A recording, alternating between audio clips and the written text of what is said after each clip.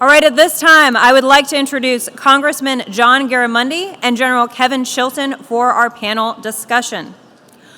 Congressman Garamendi represents California's 8th Congressional District, which includes much of the Contra Costa and Solano counties. Prior to this, Congressman Garamendi served in the U.S. Congress representing California's 3rd District. He joined the U.S. House of Representatives on November 5, 2009, and has nearly 4 decades of public service.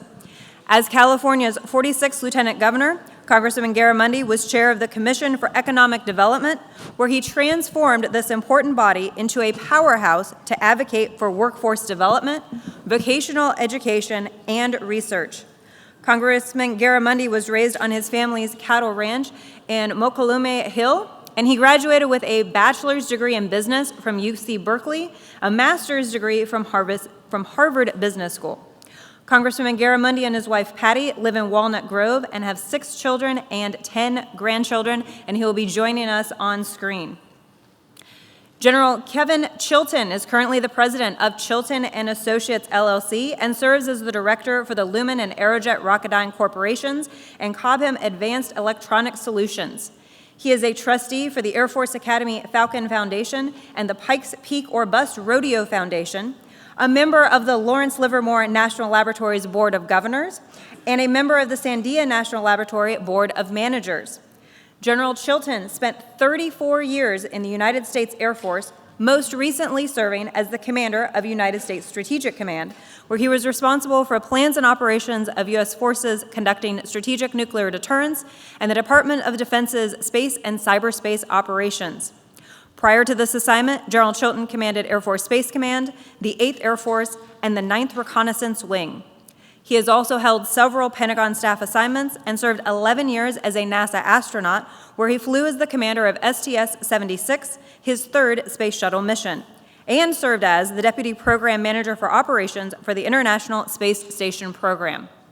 General Chilton is a distinguished graduate of the United States Air Force Academy with a Bachelor's of Science degree in Engineering Sciences and a Columbia University Guggenheim Fellow with a Master of Sciences degree in Mechanical Engineering. Please welcome Congressman Garamendi and General Chilton.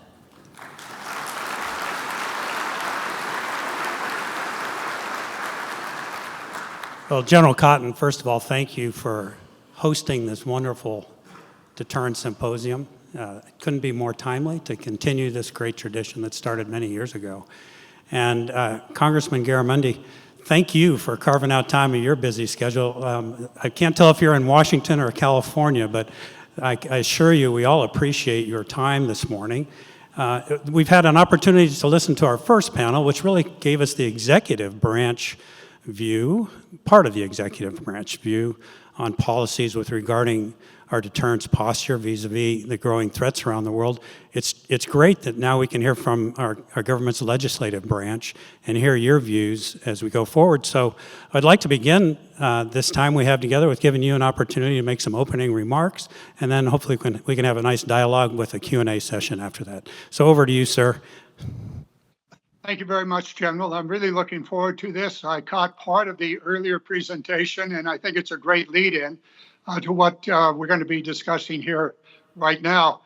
And for the organizers of the symposium, this is really, really important. I understand there's probably 800 folks around discussing one of the most consequential issues facing really the world, not just those who are in the room, but every person that lives on this globe we call our home.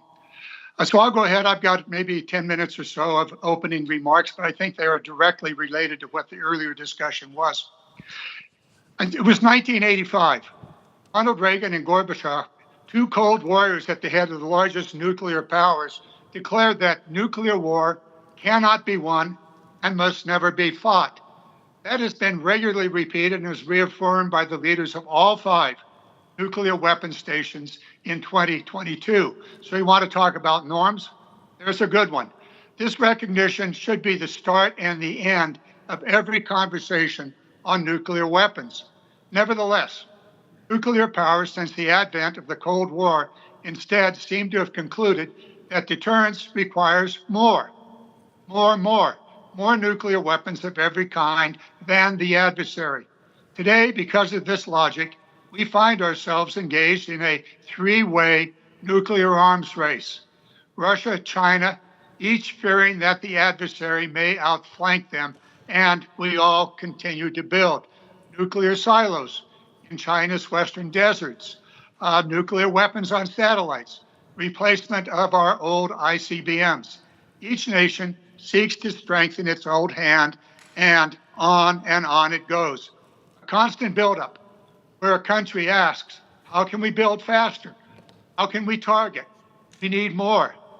But it seems as though everyone ignores the most important question of all. Why? Why? Leadership requires rigorous use of that three-letter word, why. We must avoid blind adherence to yesterday's decisions. In today's discussion, that means asking, what is sufficient for nuclear deterrence? Look at past strategies, and relying on past assumptions isn't enough. Old Cold War mentalities will create unacceptable costs, rob us of alternatives, and place us in even greater danger. Instead, we must boldly and not repeat the problems of our history. With this in mind, I bring this question of why to all of you who are assembled. You are the men and women who have for years engaged in these critical nuclear arms issues. Now, I know full well that we face a hostile world with numerous aggressive adversaries. We also know that we are indeed engaged in a nuclear arms race, China and Russia. Other nations, Pakistan, India, North Korea, and Israel, also known to have nuclear weapons, and we know others seek them. In this dangerous environment, deterrence must consider far more than just great power and nuclear exchange. We've also seen the threat to use nuclear weapons to deter non-nuclear aggression. Putin has used irresponsible nuclear threats to try to prevent our support for the Ukrainian people in the defense of their country. Of course, thankfully, no one has yet used these weapons, a fact that I know we're grateful for. But with every threat comes the risk of use, no matter who has them. The prevalence of nuclear weapons places the world at risk. As leaders, we must not just think in the terms of the threat, but also in terms of the future. So let's ask the foundational question. Does America need nuclear weapons? And if so, how many and what kind? Proponents often talk about this in two ways. One, to deter and fight a strategic nuclear exchange, and two, to deter non-nuclear aggression. First, let's focus on the first category of deterring an opponent from the use of a nuclear weapon. History would indicate that for more than 70 years, that strategy has worked. However, not without its risks.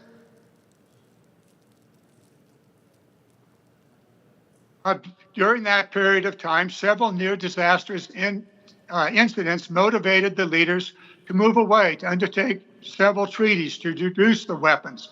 Reagan, JFK, Eisenhower, Carter, Obama knew that the use of nuclear weapons could end civilization.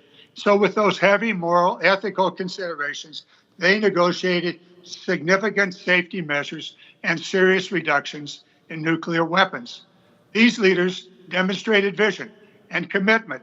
They knew that nuclear war was not an option, so they had to create a vision for a safer future. Where are we today?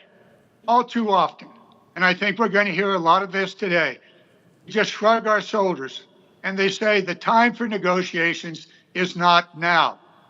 But let me ask another question. Why not try? Over the next 20 years, the United States will spend nearly $2 trillion on our nuclear weapons. What if we spent 1% of that on diplomatic and risk reduction efforts?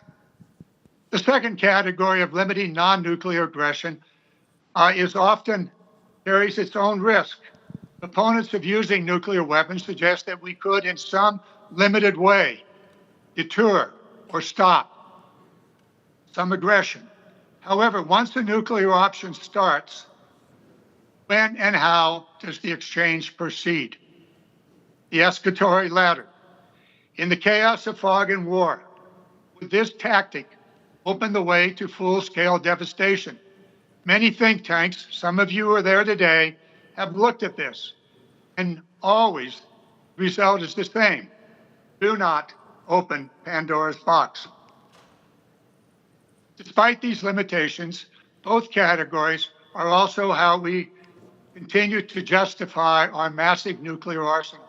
Some even use them to justify larger and more large expenses. But this brings us to another question. Why? Why have we chosen to spend our defense dollars on modernizing every element of our nuclear systems? The question becomes more and more important as the timelines slip and the cost of our nuclear modernizations grow. For example, the Sentinel program, fresh off its first Nunn-McCurry review, will now cost at least $140 billion and another $30 billion for a new bomb and an unknown cost for new pit production. As leaders, we have an obligation to ask why. Not only why the extraordinary cost increases, but far, far more important, why are we doing this at all? Is there no alternative? Is there no alternative that would deter adversaries more effectively? History is an important guide in this matter. In the 1950s, as the nuclear enterprise developed, we had ground-based ICBMs through the years, and we continue them today, even though after all of these years, and today members of Congress continually argue for 400 ground-based ICBMs, that they're absolutely necessary. In fact, it's the law. But 40 years after the advent of the SSBMs and 20 years after stealth bombers, why? Why are these ground-based ICBMs necessary? These missiles sit in their silos, not too far from where you are today. Their locations are known to cowhands, to sheep herders, and they're certainly known to the targeting personnel in the bunkers of our adversaries. If in a nuclear crisis, China and Russia decide to deploy a counterforce strategy, they will launch early to destroy those missiles whose locations are so well known. Therefore, the Minuteman III and the Sentinels create an extraordinarily dangerous situation. In the event of a perceived attack, there would be immense pressure to make the decision to launch within minutes or risk losing the missiles. The classic, use it or lose it. With all this in mind, why? Why spend such a massive amount of money on systems that are so vulnerable and so extremely dangerous? In the defense policy, we often look past the sacred and untouchable. However, everything should require frequent re-evaluation. So let us not be afraid to ask yet another question. Why a triad? Strategy cannot afford to be stagnant. It cannot afford to rest on past assumptions. We must ask, why do we need a triad? If the nuclear program is for deterrence, is the firepower of the submarines, the airplanes and their missiles sufficient to dissuade an adversary? They do have the benefit of stealth, and the president has the benefit of time to make a decision, to decide whether to use nuclear response. And if that is not enough, we do have conventional weapons capable of deterring adversaries. But even if we do retain each leg, we must evaluate how much within each. We do not have infinite resources, and we must make difficult choices. Where we allocate our national resources. As we rethink deterrence with different mixes, let's prioritize safety and also effectiveness. Fulfilling antiquated assumptions or requirements.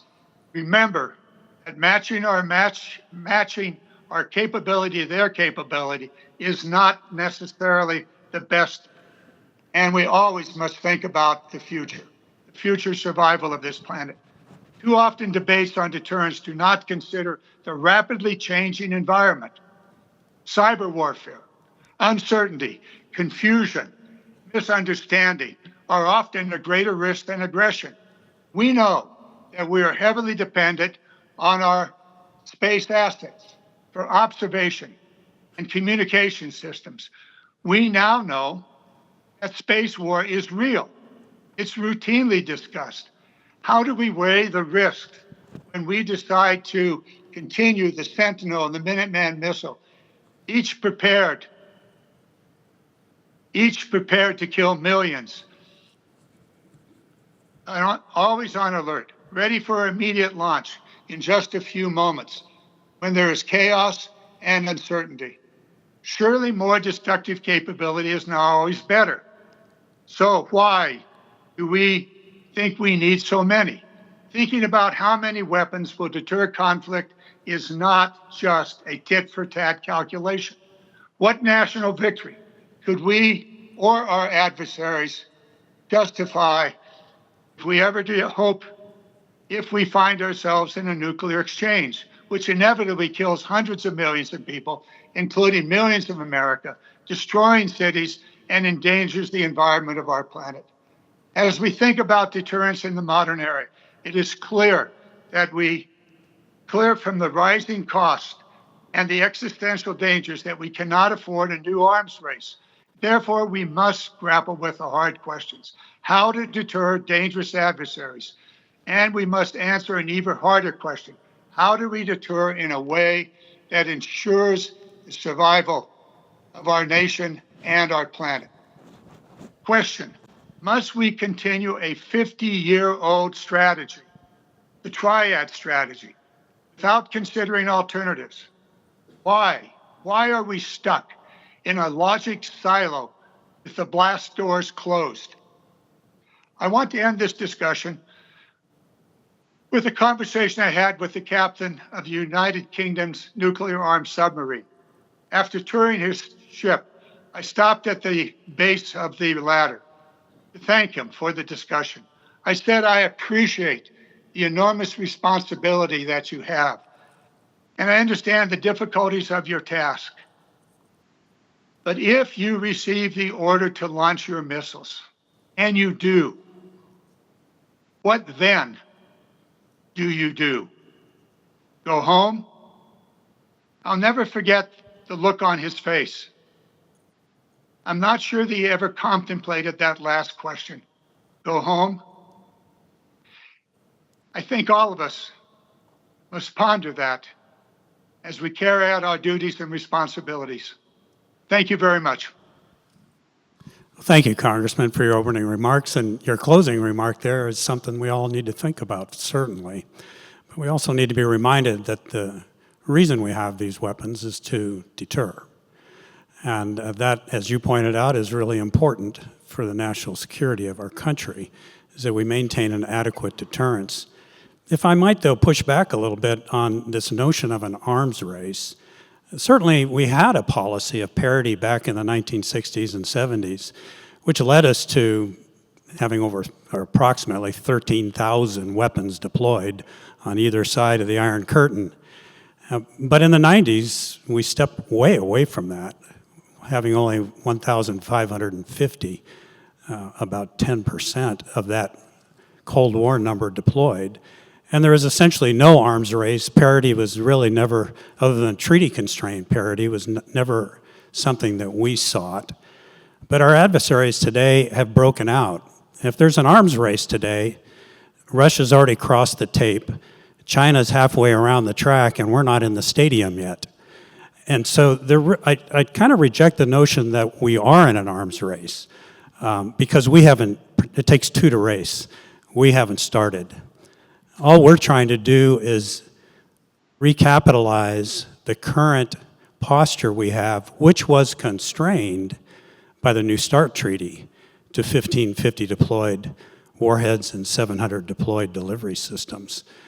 And so what I'm having trouble understanding is, with Russia withdrawing from the START Treaty, their recapitalization of their entire nuclear force, their development of new nuclear capabilities and weapons China's rapid growth in strategic nuclear forces to include the development of a triad of their own with land-based, silo-based missiles, and demonstrating fractional orbital bombardment capability, which is prohibited by the Space Treaty, not to mention DPRK and potentially Iran's threats.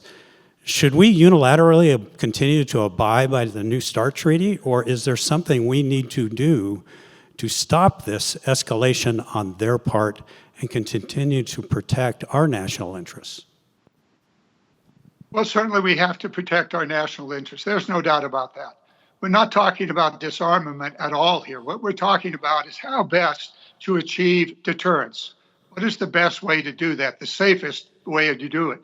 I would love to have a debate with you about an arms race, but let's be real here. Clearly, Russia and China are improving their systems. Are they adding to their systems? Quite possibly, yes. Certainly, China is. Are we also adding to our systems? Not so much in total numbers, but let's talk about the Columbia program. Let's talk about the Sentinel program. Let's talk about the new bomb programs that are underway. Let's talk about the $2 trillion that we're going to spend modernizing our system. We can define an arms race in many, many ways. Numbers of weapons deployed, yes. We can also define it in sophistication as well as the capabilities of the existing numbers we have. Putting all of that aside and going to the heart of the matter here is what is the best way to move forward. Should we spend $170 or $80 billion on the triad, on the ground-based ICBM systems? Or could we better achieve deterrence using the other two legs of the triad? My answer is yes, and for a very, very important reason. It's time. Time is the most precious thing each individual has. And it's the most precious thing that we need in a very difficult situation where the president may be forced to make a decision within minutes, 10 to 15 minutes, as to whether to launch those ICBMs from their silos, which presumably they're always ready to be launched. Is that the very best that we have? Or could we achieve deterrence in a different way? This is the essence of my argument. As to an arms race, let's get a cup of coffee or a beer at the end of the day and we go round and round on that. But the reality is we're going to have to make some decisions. And what I want all of us to do is to ask the question, why? In this particular context, why are we spending all of this money on the Sentinel program with all of the risks that are inherent in it when we might be better off spending that money, for example, deterrence? Let's talk about deterrence in the Western Pacific. I assume somewhere in this audience there's some Navy folks. China knows that if Taiwan were to become a conflict, that within 30 days, America must win because we cannot sustain the fight in the Pacific. Deterrence. Deterrence may actually be several hundred merchant marine ships for the Pacific. So we think about deterrence in many, many ways. Thank you so very much. Let's go to the next one here. Yeah, again, there's this misconception that the President of the United States, or any future one, would only have minutes or seconds to decide what to do with the ICBM force. They actually have all the time they want to take. But because of the posture, they actually have the capability to make an early decision if they feel that's in the best interest of the United States. Another point I think is we should consider is that the ICBM force in place and on alert is the most stabilizing element of the triad. And by that, and I think stability is an interesting word to discuss, by that I'll define it as no adversary is incentivized to attack us first. Without the land-based deterrent today, our adversaries could eliminate everything but our current submarines at sea with about 10 nuclear warheads. That would take out the submarine bases, our 3 bomber sites, our national labs, and all the intellect that we have that knows how to make and develop nuclear capability, as well as our nuclear storage sites. And then they could look us, a future president, in the eye and say, well, you have your 200 or so weapons at sea. We still have thousands pointed at your country. Are you sure you want to do something with those? But as long as those weapons are on alert in the ICBM field, they must calculate that if they attack those silos, they might hit empty silos. And that uncertainty in and of itself, I believe, is stabilizing. It makes them wake up every morning and say, it's not a good day to attack the United States of America. And so when we start talking about a dyad versus the tried and proven triad that has kept us safe in the past, and I admit there's no predicting the future, I think, and given the studies that have been done in the past on the validity of the triad, and given that our adversaries obviously believe in a triad for their defense, it just seems to me that it is necessary to recapitalize the land-based deterrent of the United States of America. Well, that's a very interesting argument. You just described an all-out nuclear attack on the United States. You described an attack on all of our bases, all of our nuclear enterprises, all of our facilities. Do you think for a moment that that would not be, if not the opening salvo, at least a salvo in an all-out nuclear exchange? Do you think for a moment that those countries would for a minute not take into account the submarines that are somewhere out there that are perfectly capable of launching a counterattack, literally wiping out the adversaries? In other words, you've described an all-out nuclear war. And I would debate you on the wisdom of a fixed location. Now, I was born the day the United States dropped bombs on Hiroshima and Nagasaki. I've lived with the nuclear issue my entire life. And I'm looking at this from this moment back into history. We talked about road mobile ICBMs. Why? Because their location is not known. Why does North Korea have road mobile ICBMs? Because we don't know the location, and we're going to have difficulty taking them out. But why in the world do we have 400 ICBMs perfectly located? As I said, the sheep herders know where they are, and certainly the targeters do. And I think it is it is to the benefit of everyone there that's interested in this issue to try to understand that what we have created is a nuclear sponge in which our adversaries would have to use a significant number of their weapons to take out our weapons. Now, that might work, except you've devastated the United States. You've absolutely set up a situation to devastate the United States. And we still have those assets. And by the way, Air Force, if you're concerned about losing all of your bombers, why do you put them all in one place? I often during the summer or spring would lie down on the grass of my ranch in the foothills of the Sierra and watch the B-52 circling, always on alert, always going round and round, headed off to where I don't know. So the issue here, are we wise to spend $140 or $180 billion, $70 billion on recapitalizing the Minuteman III with the Sentinel? Or could we better spend that money to create a different deterrent system? My bet is we ought to spend that money elsewhere. Now, we're not going to get rid of all the Minuteman IIIs immediately, but over time, they could decline, and that money could be spent on other deterrents, And as I say, if you're going to fight China in the Western Pacific, you damn well better have a whole bunch of merchant mariners. Well, thank you. Perhaps we could move on to the warhead side of the equation. The National Nuclear Security Administration has a responsibility to provide safe, secure, and reliable warheads to the Department of Defense to support the deterrence.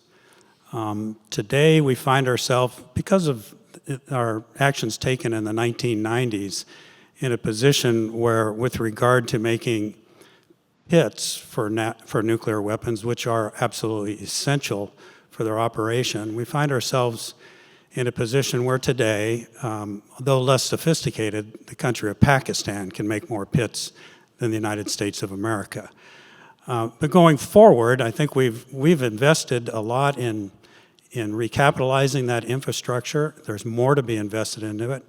And a number has been put on the table as what might be needed for the future of at least 80 pits per year to be able to produce. Your views on that, and is that enough going forward? Fascinating question. I know where the number 80 came from. It came from a compromise in the Senate and House Armed Services Committee. It had nothing to do with what we really needed. Presumably, the pit production is for a new bomb for the Sentinel. The assumption was that we needed those 80 pits on day one. The reality is quite different. If we move forward with the Sentinel, the Minuteman III will be phased out over time, and the Sentinel bomb will be phased in over time. A very simple fifth grade mathematical equation would tell you that we don't need 80 pits day one. And we are going to be building pits at Los Alamos, a limited number to be sure, at an extraordinary cost. And by the way, there are several hundred, perhaps thousand, pits on the shelf in one of our storage facilities. Could they be reused?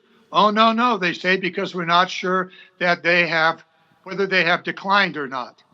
What do you think the facility at Lawrence Livermore Lab was created at the cost of several $billion? It was to determine how these pits and other elements of the nuclear enterprise age. That study continues on. So why not repurpose what we have? Oh no, it's got to be bright, new, and shiny. Really? At what cost?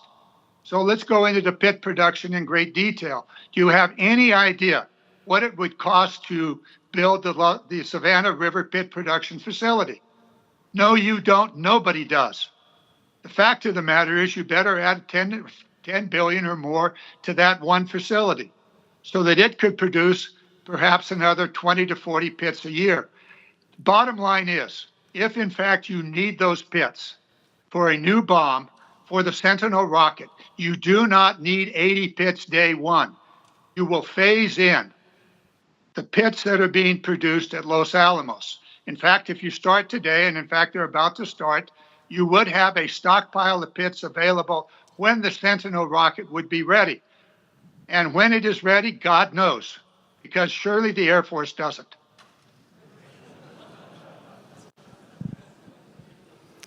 You know, I was a deputy program manager once in my career, the hardest job I ever had. So a salute to the Air Force and airmen who are working on that program. It's a tough job, to be sure. But I've done some simple math, and others have as well, just to sustain our current nuclear stockpile for future generations of Americans. That's not talking about racing and growing. We need to produce many more than 80 pits per year, for the simple fact that these pits do age out over time. And we don't want to renew testing to make sure they still work. So the timing element and the challenges you described are certainly there. But I think when Russia can produce 1,000 new a year, China we don't know, and we are limiting ourselves. It certainly seems to be prudent to at least have the capability to produce more as part of a hedge to deter our adversaries from thinking that they can ever just leave us in the dust in this area. Your thoughts on that? My thoughts on that is that every study that's been done thus far indicates that the pits will last a long, long time. Certainly the time frame you talked about. There's a certain amount of uncertainty in those studies, and it needs to be those studies need to be continued. At some point, perhaps we do need new pits production, and as I said, that is actually occurring at Los Alamos now. And there's a raging debate as to whether that's the best location. Let that debate go forward. But I do want to make it clear that we're not talking about disarmament here. We're talking about how best to spend $140 billion. We're going to have the Minuteman III for a long, long while. And the discussion 4 or 5 years ago, the Minuteman III cannot be sustained. And I said, wait a minute. You're not on day one going to have every Sentinel in place. It'll be phased in. Is it your intention that the Minuteman III be taken out of the silos now and left empty? No. Minuteman III can be sustained for many years. So what are we going to do here? We're going to spend a vast amount of money on a system that is extraordinarily dangerous, and I would challenge you on the danger issue that you talked about. But let that go for now. The reality is that we have other assets available to us. The Columbia, the B-21, the new missiles associated with those, with the B-21. We have those available. We also have tactical weapons available and deployed. So we already have a very significant nuclear deterrence system available to us. What I'm saying here is avoid the most dangerous of the three legs. Dangerous because the reality is that use it or lose it. You and I both understand counterforce. And certainly our opponents and our adversaries do also. They don't want those 400 missiles coming their way. And that's going to be target one. And then they'll follow up with all of the other bases out there. And they're not going to get to the submarines anytime soon. And the number of weapons that are on the submarines is several times the number that are in the silos. So let's be real here. Let's talk about how best to deploy $140 or $170 billion over the next decade or so. You're right. We could have a wonderful debate, and I'd love to meet you someday, Congressman, in person to have that discussion. But thank you for your views. I've got coffee. Let's get together. You know, you were the representative for the district. Well, you are for Livermore Labs, or in your district. And I had the pleasure of being stationed at Beale Air Force Base during my career, also in your district. So it would be great to visit you at some point. If I may, we have a few left here. If I could turn to some of the questions from the audience. And one is, I'll paraphrase it here. There's always been a call, or at least there has been, I think, in the last 2 administrations, even 3, to reduce the role of nuclear weapons in our strategy. And I frankly, personally, have had a hard time understanding how to do that, since they do have a specific role that's unique and absolutely critical. But do you have thoughts on how we could practically reduce the role of nuclear weapons in the current threat environment that we're facing today? I was very clear in my opening remarks that we have to have a nuclear deterrent. But there's no doubt about it. The question that I raised is, why are we doing certain elements of that deterrence? Why are we proceeding with the land-based ICBMs? I also outlined 2 fundamental reasons for that deterrent. First of all, the strategic nuclear exchange, all-out nuclear war. And you very nicely teed that question up with an attack on elements of our nuclear system, the bomber bases, the labs, the storage facilities, and so forth. That's what the deterrent is for, to cause our enemies to rethink such an attack, because surely that would result in the launch of missiles, perhaps if they're still there, the ground-based ICBMs, but certainly whatever facilities are particularly the Navy. So deterrence. The second is to push back on aggression. And I spoke to that by citing Putin as an example. He rattled the saber, and the result was a pause, not a stop, by NATO and the United States in support of Ukraine. I think that the question for Putin was, I rattled my saber, but if I were to use that saber, what then?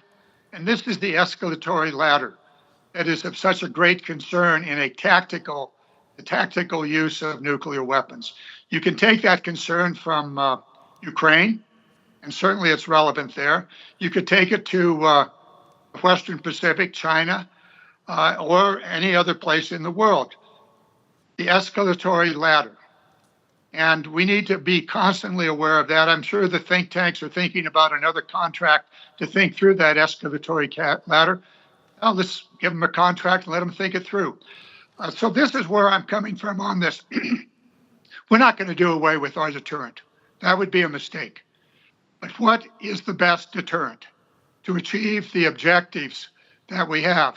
I spoke to the issue of the Western Pacific and Taiwan or the South China Sea. Allies. What if we were to spend a couple $100 million on our treaties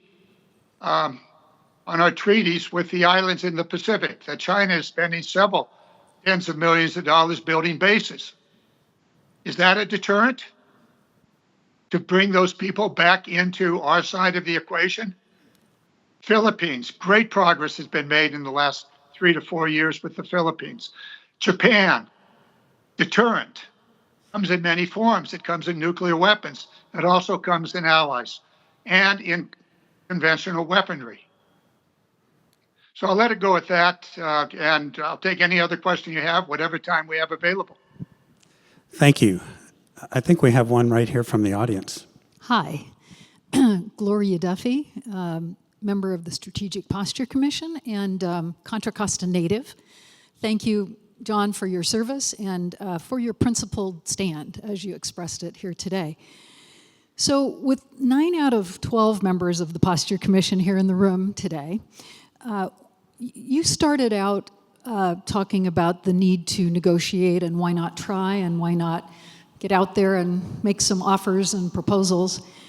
We looked long and hard for good proposals for arms control initiatives and even risk reduction initiatives that we could recommend to reach out to other countries. It always is a good thing to negotiate and to make proposals. And I ask this in all sincerity because we did look hard. What would you suggest? Say there's a new administration, as there will be in January. What would you suggest that they do to reach out, to deal with our issues, our security issues, our deterrence issues through negotiations? Sincerely asked, we need ideas. Thank you. Well, first of all, thank you for your work on the Strategic Posture Review. It is important. It is obviously laying the roadmap for what is now happening with regard to our nuclear enterprise, all of it, all of the pieces. And thank you for bringing up the issue of negotiations. A review of history of all of the times in which negotiations succeeded, they all happened at a period of intense conflict. The Cuban Missile Crisis, one of point, and you go down through the list. So I don't know what would come of a discussion, but I do know that the discussions, and thankfully the current administration has attempted with some success to open the door to discussions with China and with Russia.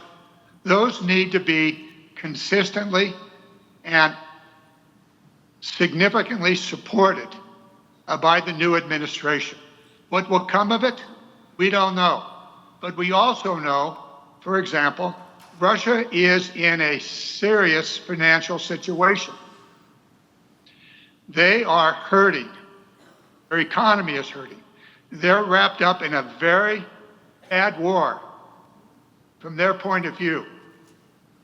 Is it time to talk to Russia about reducing their expenses on their nuclear enterprises? Perhaps it is. Perhaps they'd be wanting to talk about that. China is ramping up their nuclear enterprise. Is that where they want to spend their money?